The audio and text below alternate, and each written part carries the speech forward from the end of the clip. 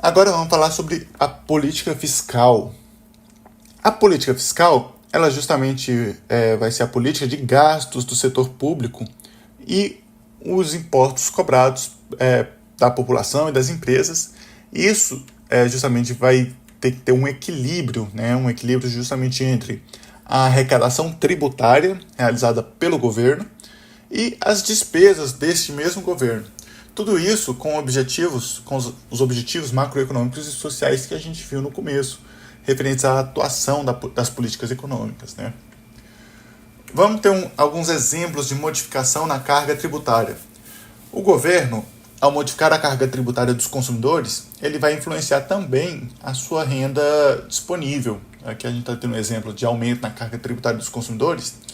E com esse aumento de carga tributária, as pessoas vão ter que pagar mais impostos, por exemplo, o consumidor pode ser levado a reduzir os seus índices de poupança, né, os seus níveis de poupança, e muito provavelmente a quantidade de bens e serviços que ele costuma adquirir. Então, um aumento de impostos tem, por contrapartida esperada, uma redução no consumo da população, ou seja, uma redução da demanda agregada. Ou seja, ao aumentar os impostos dos consumidores, os consumidores terão que destinar mais dinheiro ao próprio pagamento de impostos e vão reduzir, e podem ser levados também, né, a reduzir o nível de consumo, né, da população aí em geral. Outro exemplo de modificação na carga tributária é o aumento na carga tributária das empresas. Nesse exemplo, se o governo elevar a cobrança de impostos das empresas, duas importantes repercussões elas são previstas. A primeira é a redução dos resultados, o que torna o capital investido pelos investidores nas empresas menos atraente, e também uma menor capacidade de investimento por acumular menores fluxos de caixa. Ou seja, a empresa acaba dependente de mais empréstimos para financiar a sua atividade. Ou seja, o aumento na carga tributária para as empresas, nesse caso, gera uma pressão, né, para que os seus resultados fiquem menores e gera uma pressão também no capital investido, ele se torna menos atraente com uma redução de impostos, né, na carga tributária das empresas. E o governo, como que ele fica, né, com essas alterações na política fiscal? O governo ele vai arrecadar esse dinheiro que das empresas, das pessoas, e vai destinar justamente aos programas sociais e à burocracia do governo, a manutenção da burocracia do governo. E sempre que se verificam alterações na política fiscal, por meio dos impostos e dos gastos do governo, isso também se reflete no orçamento do governo. Aí a gente tem um outro exemplo, né, ao adotar uma política de redução de impostos e aumento das suas despesas, para, por exemplo, incentivar o crescimento econômico pelo lado da demanda, os resultados dessas medidas elas oneram o orçamento da União e podem promover um déficit, né? E esse resultado negativo é coberto pelo governo de alguma forma. Geralmente medidas por meio de emissão de moedas ou de títulos públicos que aumentam a dívida pública do governo. Então tudo isso é justamente a questão, né, do orçamento do governo, deve ter o controle, né? E se caso os impostos não são suficientes para manter os programas sociais, toda a burocracia do governo, é necessário aí justamente ou a impressão de mais moeda ou a emissão de títulos públicos que aumentam a dívida pública.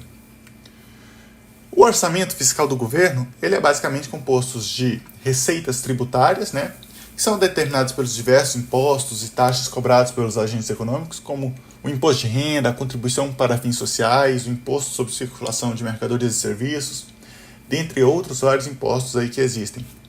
E as despesas, que são os consumos, os investimentos realizados pelo governo.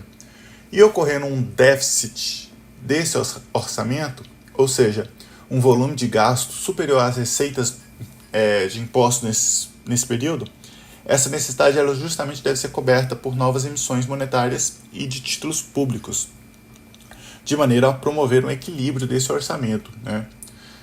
Tanto a colocação de títulos públicos como a emissão de moedas, elas têm reflexos no equilíbrio monetário, alterando o volume dos meios de pagamento e os níveis das taxas de juros no mercado. E, diante disso, é importante que as políticas fiscais e monetárias sejam estabelecidas de forma complementar, minimizando os desequilíbrios que cada uma das políticas econômicas impõe isoladamente ao mercado. Ou seja, a política fiscal ela deve ser alinhada à política macroeconômica e assim vice-versa, porque se eu tenho uma política macroeconômica de redução dos meios de pagamento, mais uma política fiscal expansionista, eu posso ter eu não vou chegar a lugar nenhum com essas medidas fiscais, eu posso chegar a lugar nenhum. Vamos falar um pouco então do que é uma política expansionista, o que é uma política restritiva, do ponto de vista da política fiscal. Quando a gente fala de política fiscal expansionista, a gente fala de aumento de gastos públicos, e esse aumento de gastos públicos ele incentiva a demanda de bens e serviços pelo governo, mas também gera um aumento na pressão inflacionária, quando eu tenho uma política fiscal expansionista. Ao contrário, a política fiscal restritiva, ela promove justamente uma redução dos gastos públicos, um aumento dos impostos e acaba, por isso, gerar uma redução na pressão inflacionária. Ou seja, a inflação tende a seguir patamares menores do que com a política expansionista. E a avaliação do orçamento público, como que a gente pode realizar? Uma métrica simples é o déficit superávit primário, que são as receitas não financeiras menos as despesas não financeiras. Ou seja, aquilo que não é financeiro e que é de pagamento do governo, né, da União. Sobre dívida pública, vamos falar sobre dívida pública agora. A dívida pública ela é entendida como uma dívida contraída pelo governo no mercado, né, com os diversos agentes econômicos, né, como bancos, investidores, organismos financeiros nacionais, organismos financeiros internacionais, governos estrangeiros, dentre outros, justamente para arrecadar mais dinheiro, né.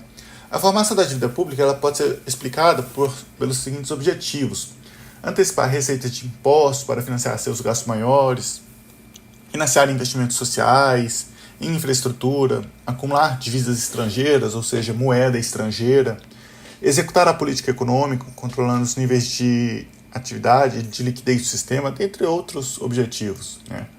E os principais credores das dívidas públicas são as instituições financeiras, os investidores privados, os fundos de pensão, os organismos financeiros internacionais como o Fundo Monetário Internacional e o Banco Mundial, governos de outros países, dentre outros. Então, justamente, o governo vai utilizar a venda de títulos públicos para arrecadar dinheiro por meio do endividamento público, e esse dinheiro vai justamente para as atividades do governo, por exemplo, compra de moeda estrangeira, acumulação de divisas, vários programas sociais, para a manutenção da burocracia do governo.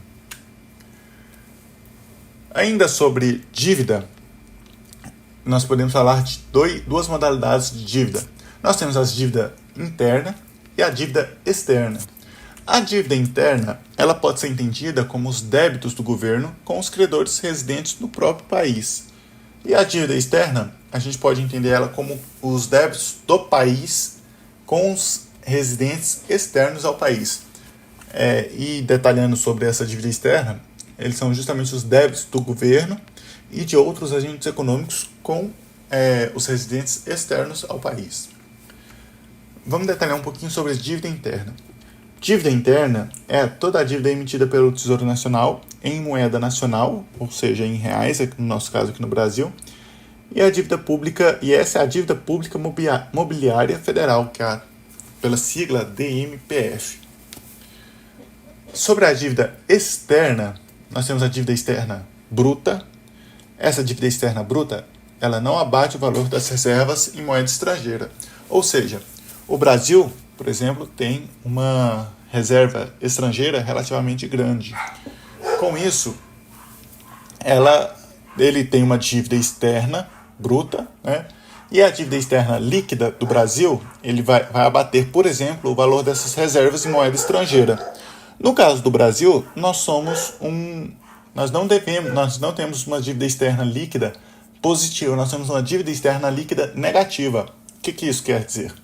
Isso quer dizer que as nossas reservas em moeda estrangeira, é maior que a nossa dívida externa bruta.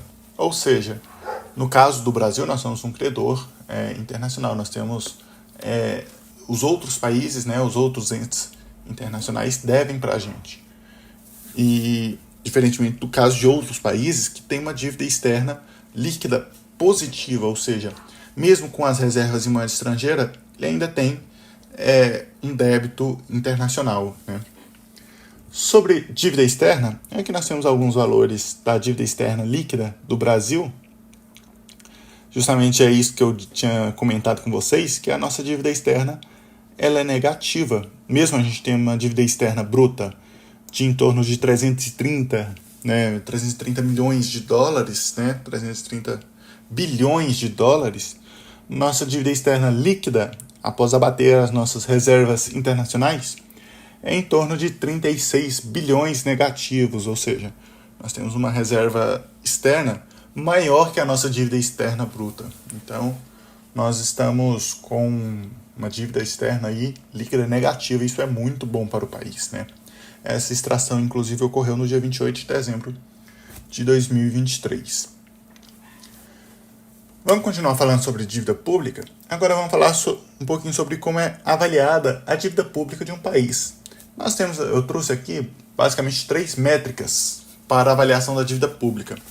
A primeira delas é a relação dívida-PIB, que justamente vai dividir a dívida do país pelo seu PIB.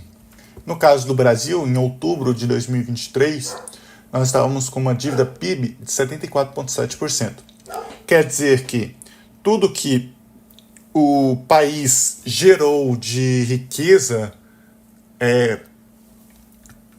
quer dizer que toda a nossa dívida do governo geral, aliás, toda a nossa dívida do sistema público aí, em relação ao PIB equivale a 74,7%. Temos também uma outra métrica, que é o prazo médio de vencimento da dívida, que no caso do Brasil estava em torno de 47 meses. Ou seja, esse prazo médio quer dizer que de hoje a aqui 47 meses, o governo vai ter renovado toda a sua dívida, toda a sua dívida no caso aqui, né? Que a gente está falando da dívida pública. E também a gente tem os juros médios da dívida, que é outra forma de avaliar.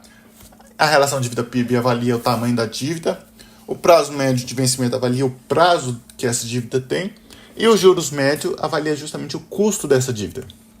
Sobre juro médio, nós temos aqui o indexador e a porcentagem da posição em outubro de 2023, e nós podemos verificar que a maior parte da dívida está indexada aí na Selic, uma parte em pré-fixado e outra grande parte também em IPCA. Né? Isso representa a maior parte da nossa dívida pública.